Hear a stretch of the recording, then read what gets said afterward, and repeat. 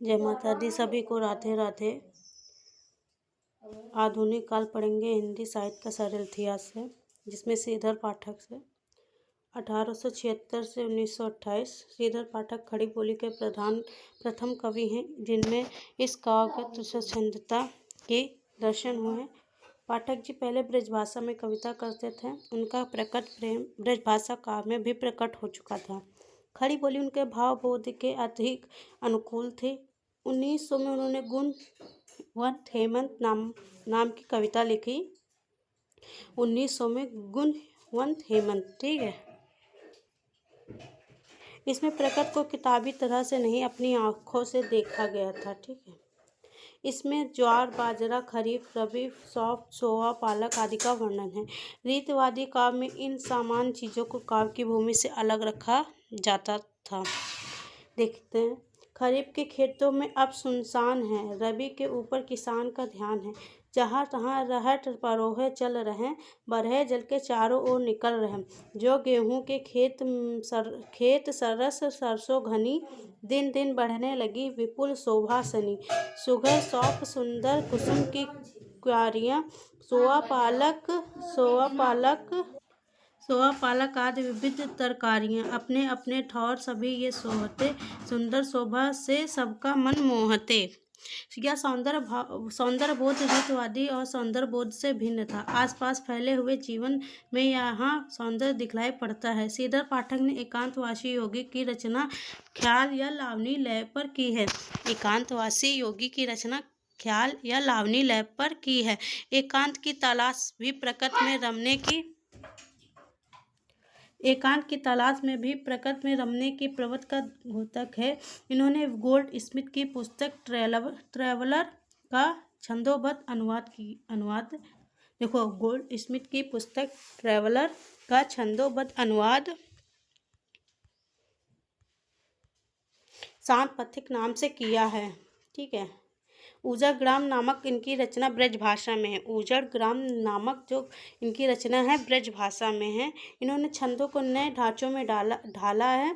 ऐसा करने में वे लय एवं प्रवाह का ध्यान रखते थे। कुछ कविता इन्होंने आतुकांत और दूरांतर प्रवाही वाक्य विधान, जिसे अंग्रेजी में रन ऑन कहते हैं, इसमें वाक्य लंबे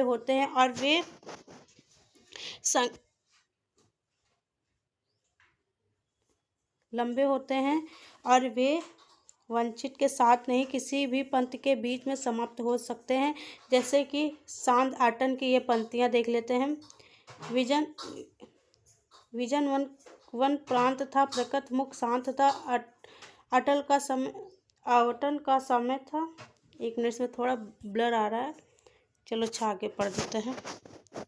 इस समय के कवियों ने पौराणिक और ऐतिहासिक कथानक को आधार बनाकर प्रबंध काव्य लिखे हैं। ऐसे कवियों में पंडित अयोध्या सिंह उपाध्याय हरिओट 1865 कालक्रम की दृष्टि से पहले आते हैं। इनका प्रबंध काव्य प्रिय प्रवास 1914 में प्रकाशित। प्रिय प्रवास की रचना एक उद्देश्य तो खड़ी बोली हिंदी में महाकाव्य के अभाव की पूर्ति करके यह दिखाना था, इस भाषा में भी महाकाव्य रचा जा सकता है। साथ ही साथ प्रिय प्रवास के माध्यम से हरिओट ने कृष्ण कथा को नए मूल्यों के सांचे पर ढालने का प्रयास किया है।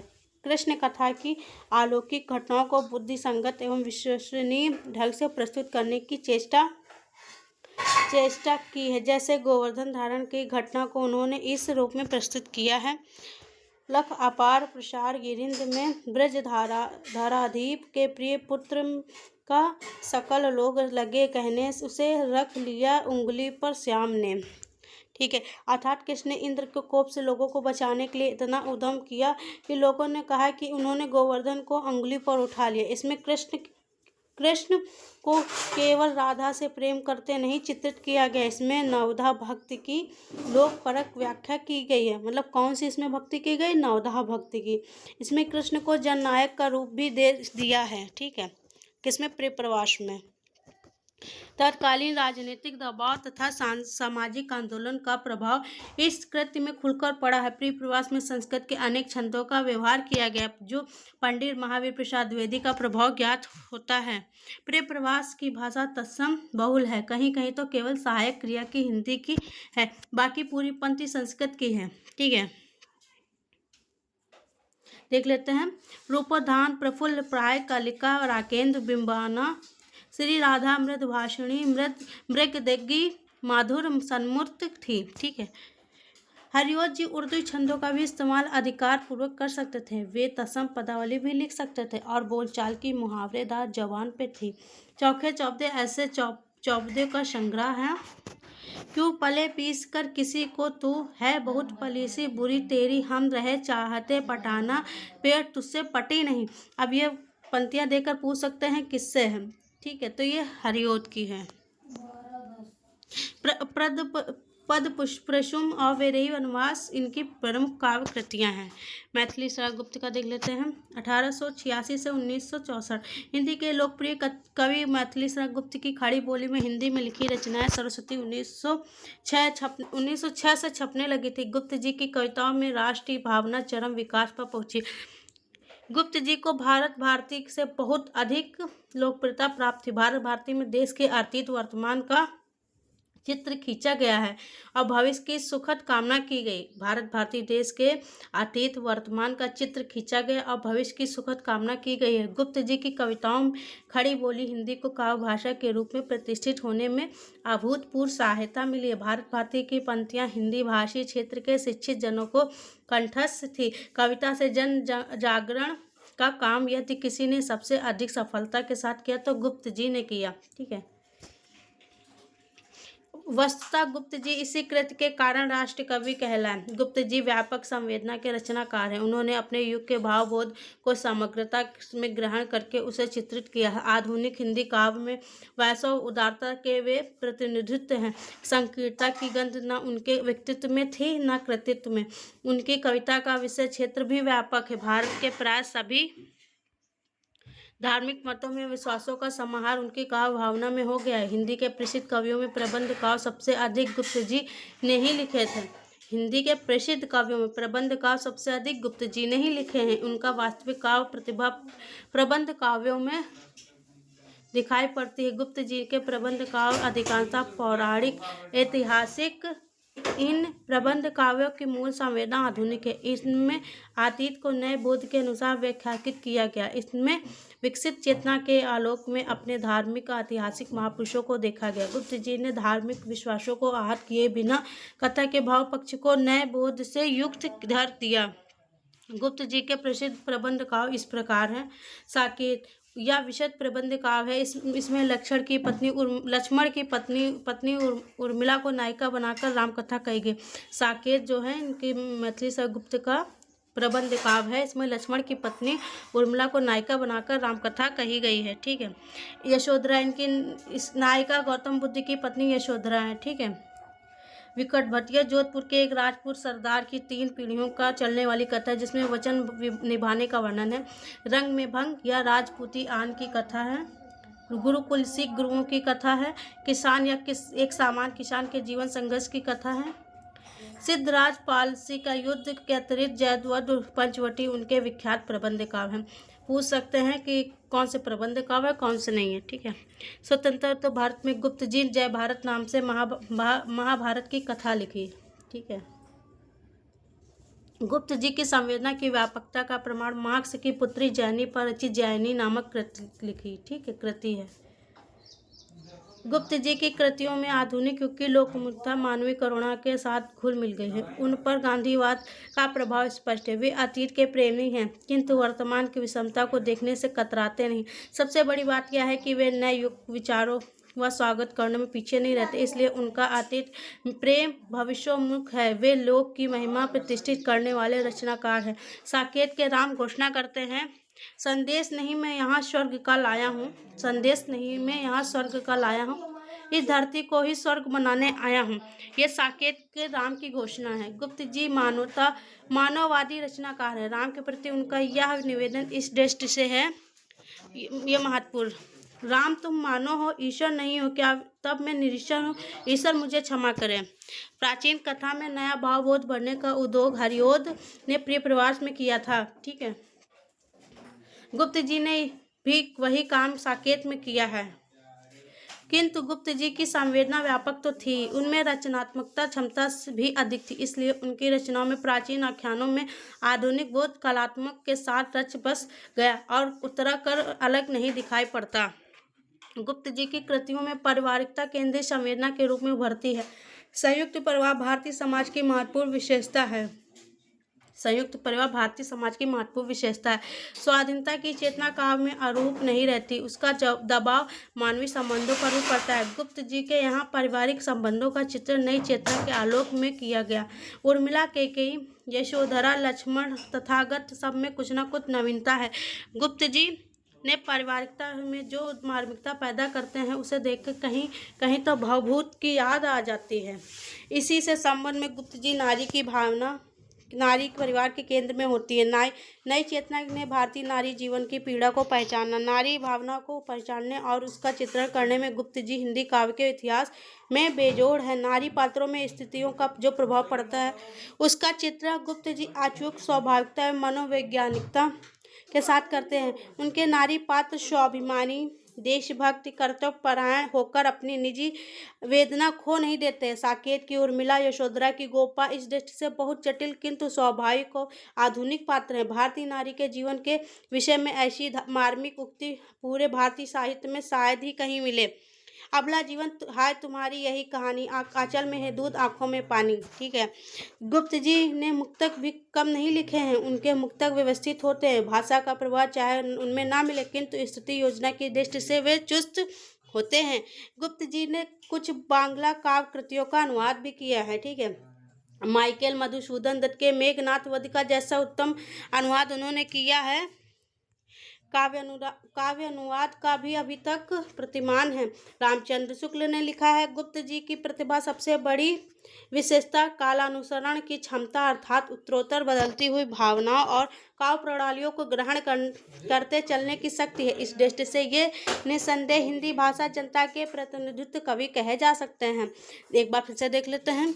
गुप्त शुक्ल का कथन, गुप्त जी की प्रतिभा की सबसे बड़ी विशेषता कालानुसरण की क्षमता है अर्थात उत्तरोत्तर बदलती हुई भावना काव्य प्रणालियों को ग्रहण करने की चलने की शक्ति है। भारतेंद्र के समय स्वदेश प्रेम की भावना जिस रूप में चली आ रही थी उसका विकास भारती में मिलता है। इधर के राजनीतिक आंदोलन ने जो रूप धारण किया उसका पूरा आभास पिछली रचनाओं में मिलता है। इनमें हम सत्याग्रह, अहिंसा, मनुष्यवाद, विश्व प्रेम, किसानों, श्रम जीवों के प्रति प्रेम और सम्मान की झलक पाते हैं। यह पहले कहा जा चुका है कि गुप्त की रचनाओं में खड़ी बोली काव्य भाषा के रूप में प्रतिष्ठित और सम्मानित हुई है। इनके पथ प्रदर्शक पंडित महावीर प्रसाद द्विवेदी थे। खड़ी बोली को काव्य भाषा के रूप में मांझने का प्रयास इनकी रचनाओं में साफ झलकता है। गुप्त जी ने गीत और गेयपद भी लिखे हैं। हर गीत का इनका प्रिय छंद है। प्रबंध काव्य में यथास्थान वागचतुरी, संवादात्मक और वक्तता पाई जाती है। कहीं कहीं तुक्कों का मोह अखरता है। जैसे ये निरंतर नए नए विषयों की ओर मुड़ते गए वैसे ही शिल्प की ओर भी गुप्त जी ने अतुकांत रचनाओं में भी सफलता पाई है। मेघनाथ वध का अनुवाद इन्होंने अतुकांत कविता में किया। आप पूछ सकते हैं मेघनाथ वध का अनुवाद इन्होंने किसमें किया है, तो अतुकांत कविता में किया है। बाद में ये छंद प्रवृत्ति प्रसाद और निराला की रचनाओं में भी मिलती है। छायावाद के दौर पर गुप्त जी ने उस ढंग की भी कविता लिखी। गुप्त जी यद्यपि स्वतंत्रता भारत में नई कविता के आंदोलन के समय तक रचनारत रहे किंतु प्रमुख काव्य प्रवृत्ति की दृष्टि से इन्हें छायावाद पूर्व 1920 काल का ही रचनाकार मानना उचित है। राम नरेश त्रिपाठी का देख लेते हैं, 1889 से 1962। ठीक है, पंडित राम नरेश त्रिपाठी के काव्य में श्रीधर पाठक की भांति स्वतंत्रतावादिका की प्रवृत्ति मिलती है। इन्होंने भी प्रबंध काव्य लिखे हैं लेकिन इनके प्रबंध काव्य पौराणिक एवं ऐतिहासिक आख्यानों पर आधारित नहीं है। इन्होंने देश के राजनीतिक वातावरण के लिए अनुसार कथा की कल्पना की है। इस दृष्टि से ये विशिष्ट प्रबंधकार हैं। कथा कल्पना की यह प्रवृत्ति स्वतंत्रतावाद की घोतक है।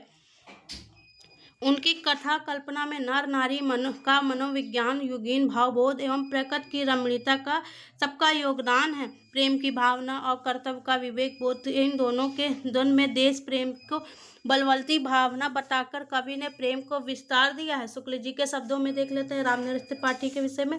देशभक्ति को रसात्मक रूप से त्रिपाठी जी द्वारा प्राप्त हुआ है। त्रिपाठी जी के प्रसिद्ध काव्य प्रबंध काव्य है मिलन, पथिक, स्वप्न। त्रिपाठी जी ने देश के स्वतंत्रता सेनानी भी थे, केवल साहित्यकार नहीं। वे कई बार जेल गए। देश के प्राय सभी भागों का उन्होंने भ्रमण किया, इसलिए पथिक में दक्षिण भारत और स्वप्न में उत्तर भारत की प्रकृति के उन्होंने जो वर्णन किया, देखो पथिक में दक्षिण भारत का वर्णन किया और स्वप्न में उत्तर भारत का, उसमें प्रकृति की स्थानीय विशेषताएं उभरी हैं। इन्होंने उनके तीनों प्रबंध काव्य में स्वाधीनता संग्राम, भारतीय मानस की नैतिकता, त्याग एवं बलिदान भावना का आग्रह है। पंडित रामनेत्र त्रिपाठी के काव्य मनुष्य के कर्म, सौंदर्य एवं प्रकृति के सौंदर्य का संश्लेषण है। उनके यहाँ प्रकृति का स्वाभाविक सौंदर्य मनुष्य के गहरे मनोरागों का चित्र बन जाता है। उनके काव्य में प्रकृति का स्वतंत्र व्यक्तित्व झलकता है। त्रिपाठी जी व्याकरण सम्मत एवं व्यवस्थित भाषा लिखने में सिद्ध कवि हैं। उनका वाक्य गठन चुस्त है। उन्होंने उर्दू में प्रचलित छंदों का प्रयोग कौशल पूर्वक किया है। इस युग के अन्य उल्लेखनीय कवि देख लेते हैं। पंडित महावीर प्रसाद द्विवेदी, नाथूराम शर्मा, पंडित रामचंद्र शुक्ल, गया प्रसाद शुक्ल स्नेही जी। द्विवेदी युग मूलतः भाषा एवं साहित्य के वे स्थापक थे। वे कविता करते समय भी नियमों की अवहेलना नहीं कर सकते थे, इसलिए उनकी कविता बहुत कुछ उनके सिद्धांतों के मेल में है। नाथूराम शर्मा आर्य समाजी थे। आप पूछ सकते हैं नाथूराम शर्मा मतलब कौन सा थे, तो आर्य समाजी थे। उनके काव्य में अंधविश्वास, रूढ़ी और पाखंड का विरोध तथा इन सबके प्रति व्यंग्य विनोद का भाव मिलता है। छंद संबंधी नियमों का पालन उनके काव्य में कड़ाई से किया गया। पंडित रामचंद्र शुक्ल ने ये काव्य संग्रह हृदय का मधुर भार नाम से छपा है। उनकी कविताओं में प्रकृति के सहज सौंदर्य का चित्रण विशेष रूप के मिलता है। उन्होंने लाइट ऑफ एशिया नामक अंग्रेजी काव्य बुद्ध चरित नाम से ब्रज भाषा में अनुदित किया। यह चार शुक्ल के बारे में उनकी रचना जो है। गया प्रसाद शुक्ल स्नेही का एक उपनाम त्रिशूल भी था। ये स्वाधीनता प्रेमी स्वच्छंद कवि थे। उर्दू में भी ये बहुत सी अच्छी कविता करते थे। यद्यपि 1918 के आसपास हिंदी में काव्य में छायावाद का उदय हो चुका था, किंतु इस दौर की प्रवृत्तियों वाली धारा बाद में भी प्रवाहित होती रही। ठाकुर गोपाल शरण सिंह, अनूप शर्मा इत्यात्मकता शैली में काव्य रचना करते रहे। श्याम नारायण पांडे ने हल्दी घाटी और जौहर नामे वीर रसात्मक प्रबंध काव्य की रचना की। ठीक है, अब देख गांधी युग साहित्य यथार्थ स्वप्न की अभिव्यक्ति नेक्स्ट चैप्टर में देखते हैं। जय माता दी।